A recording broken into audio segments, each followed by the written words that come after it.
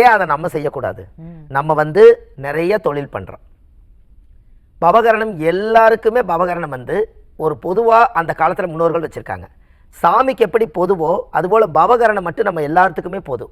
அந்த கரணத்தன்னைக்கு ஒரு பூஜை போட்டால் அவங்க அசுர வளர்ச்சிக்கு போயிடுவாங்க. அந்த கரணம் வர வரைக்கும் வெயிட் பண்ணி அந்த காரியத்தை செய்யணும். அப்படின்னா பாருங்கள், பவகரணம் காலை நேரத்தில் பிரம்ம முகூர்த்தத்தில் பவகரணம் கிடச்சிடணும். ரொம்ப சிறப்பு.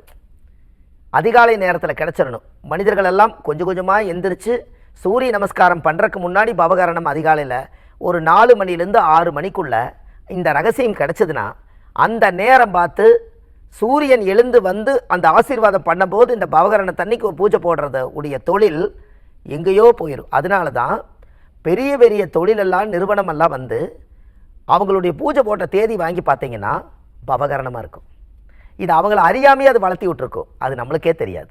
ஐயா, அருமையான ஒரு ரகசியத்தையே உடைச்சிருக்கீங்கன்னு சொல்லலாம். இந்த பவகரணத்துல வந்து நம்ம வந்து ஒரு வேண்டுதல் வச்சு ஒரு வேண்டுதல் பண்றோம் அப்படின்னா கூட அது பழிக்குங்களா? ஆமாங்கம்மா. இப்போ நீங்கள் ஒரு கோரிக்கை, இப்போ நம்மளுக்கு வேண்டுதல் வந்து மனசுக்குள்ளே வந்து நம்ம ஒரு கோரிக்கை வைக்கிறோம்.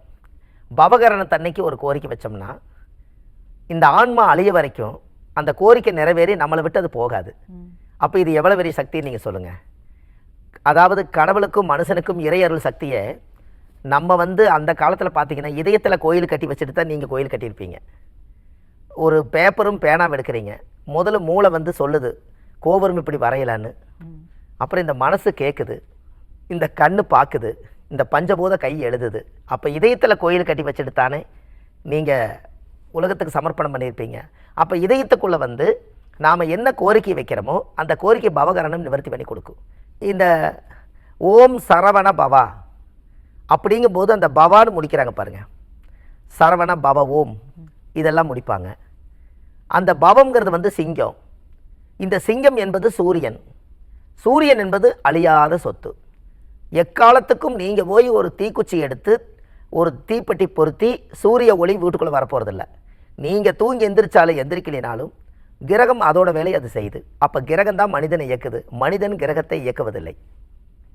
அப்போ ஒரு ஜாதகத்தில் நம்ம என்ன கோரிக்கை வச்சாலும் பவகரணத்தன்னைக்கு செஞ்சாங்கன்னா அந்த காரியத்தில் உயிர் சக்தி அதிகமாக உள்ளே வந்துடும். இது பாருங்கள், இது கொஞ்சம் இது ஒரு முக்கியமான இந்த ரகசியம். இதை மக்கள் வந்து இதை தெரிஞ்சிட்டாங்கன்னா இன்னமும் அவங்க அடுத்தடுத்த லெவலுக்கு, ஏன்னா எல்லா வீட்லேயும் புண்ணியர்ஜனை பண்ணுறாங்க, எல்லா வீட்லேயும் கல்யாணம் பண்ணுறாங்க, எல்லா வீட்டில் வளகாப்பு செய்கிறாங்க, எல்லா வீட்லேயும் பெரிய மனுஷியான சீர் செய்கிறாங்க, குழந்தை பிறந்தா பேர் வைக்கிறாங்க. எல்லாத்துக்கும் ஜோதிடம் தேவைப்படுது பாருங்க. அப்போ இதுக்கு எல்லாத்துக்குமே அந்த பவகரணத்தை கொஞ்சம் நம்ம உள்வாங்கி உள்ளே கொண்டு வந்துட்டா இந்த உலக மக்கள்லேயே நம்ம ஒரு தனித்திறமையை தெரிவோமே.